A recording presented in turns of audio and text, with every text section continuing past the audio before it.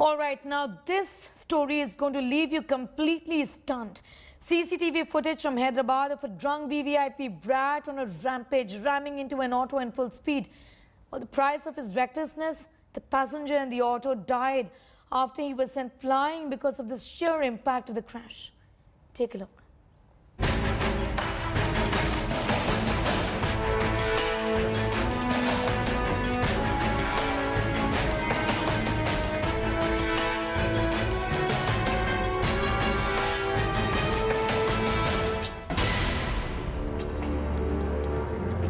A luxury Audi, easily speeding at 200 and above, seen whizzing through Hyderabad streets in the dead of night.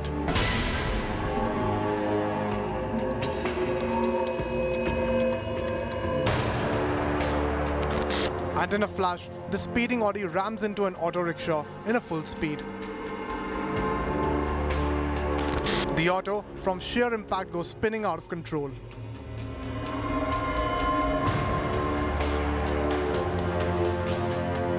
The Audi doesn't even slow down as the auto crashes to the side. The passenger seated in the auto stands no chance. He is thrown out of the auto almost immediately after the Audi hits the vehicle.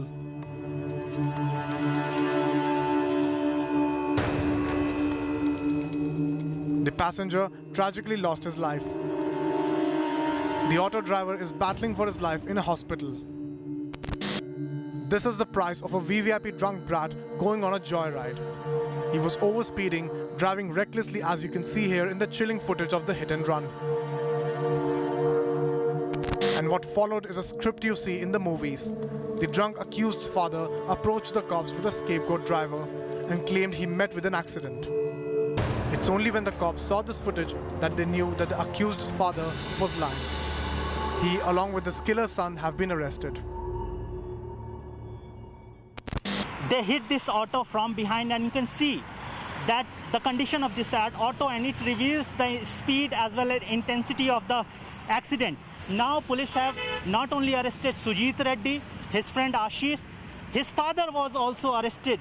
Raghunandan Reddy, one educationist, prominent educationist of Hyderabad, he has been arrested because he tried to mislead and misguide the police by producing a driver claiming that the driver was driving the car at the time of accident. वो इंट्रागेशन में वो लोग admit करे प्रभाकर नहीं चलाया, मेरा बेटा सुजीत ने चलाया, उनको बचाने के लिए मैं ये दूसरा ड्राइवर को लेके आया करके.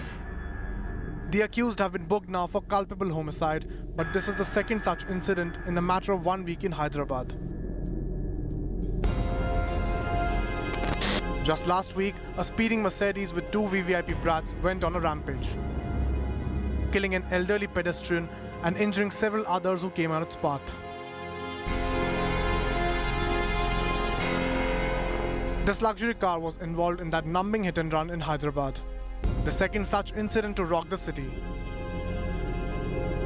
The police have been quick to act in both cases. These VVIP violators have been booked. With Ashish Pandey in Hyderabad, Bureau Report, India Today. Well, it's a shocking incident from Andhra's Tirupati. A husband allegedly killed his techie wife and lied to his in-laws that she died of COVID. Cops have also recovered CCTV footage showing the husband with a suitcase in which he allegedly carried his wife's body. Here's more. This man you see on your screens, walking with a suitcase, looks like any other ordinary person. But watch him closely. He enters his apartment building with an empty red suitcase, his little daughter in his arms. Hours later, he walks out with the same suitcase. This time it's full and he struggles to lift it and take it out.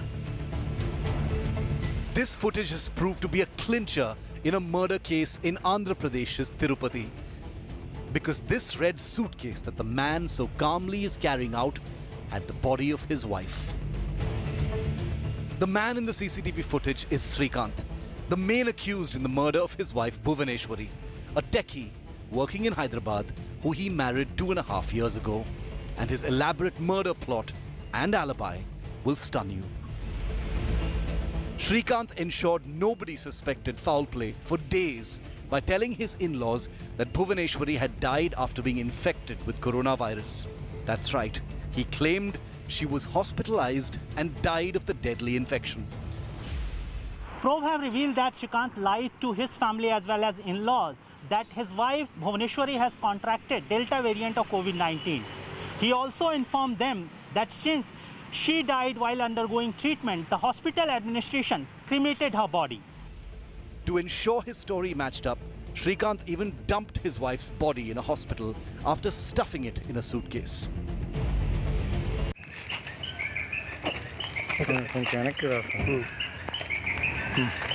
Okay, sir. నమస్తే అండి. ఈరోజు afternoon మన drug ఆఫీసులో పనిచేసే AE గారు సమాచారం మేరకు ఇక్కడ ఒక ఖాళీన. According to the police, this is how things played out. Srikanth had lost his job in the pandemic, after which he slipped into depression and became an alcoholic. He had frequent fights with his wife, but on the intervening night of June the 22nd and 23rd, in a fit of rage, Srikanth killed Bhuvaneshwari following an altercation. He then stuffed her body into a suitcase and burnt her remains near the SVRR government hospital. A chilling murder that's nothing short of what you read in novels. After this elaborate plot, the accused is still on the run and the police have launched a manhunt to find him. With Ashish in Hyderabad, Bureau Report, India Today. Well, shocking case of dowry deaths emerged from southern states of Kerala and Tamil Nadu. 3 young promising lives lost due to dowry, which still very much exists in our society. After Kollam and Arapura in Kerala, we have more reports of similar cases in Tamil Nadu. Vismaya, 24 years old.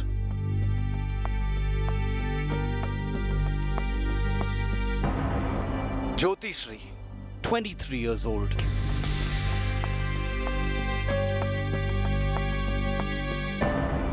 Suchitra, 19 years old.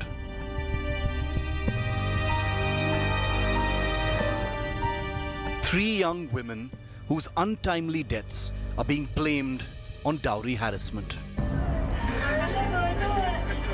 In 10 days, in India's 2 big southern states, 3 promising young lives lost. The first in this disturbing series of cases was on June the 21st, when Vismaya was found hanging inside the bathroom of her home in Kollam, Kerala.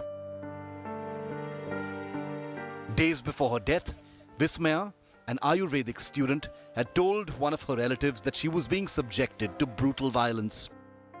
WhatsApp chats between the two, now accessed by the Kerala police, reveal that her husband would thrash her usually after coming home, would kick her in the face, and when she fell down, he used to press his leg into her face.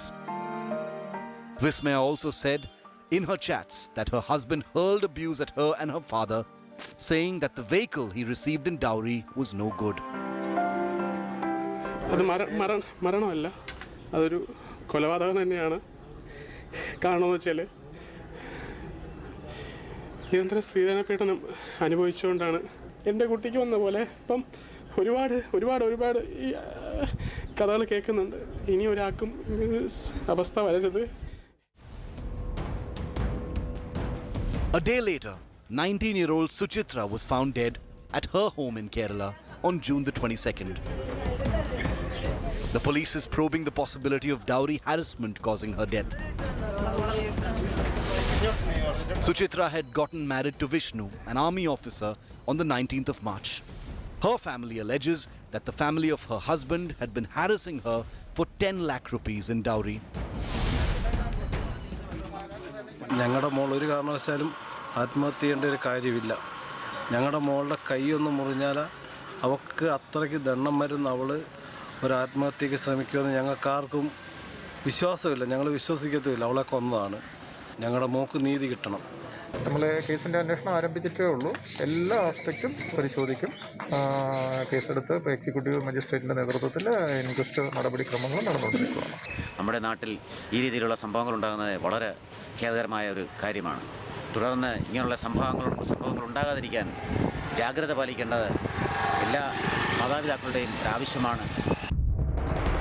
The latest death to come to light is that of 23-year-old Jyotishri in Chennai. Found dead at her home in April, the police have now recovered notes blaming her in-laws for harassment over dowry. And most crucially, deleted videos from her phone accusing her in-laws of harassment. Jyotishri had married Balamurugan in December last year.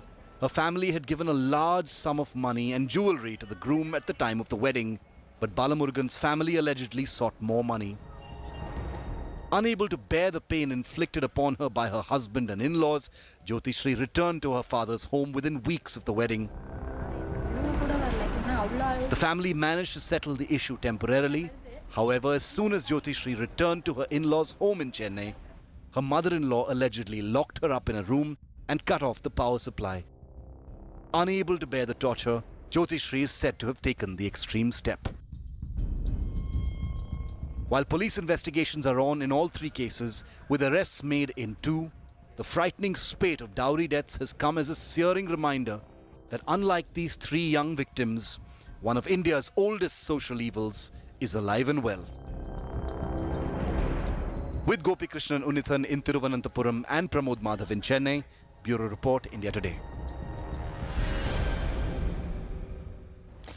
Well, after former Karnataka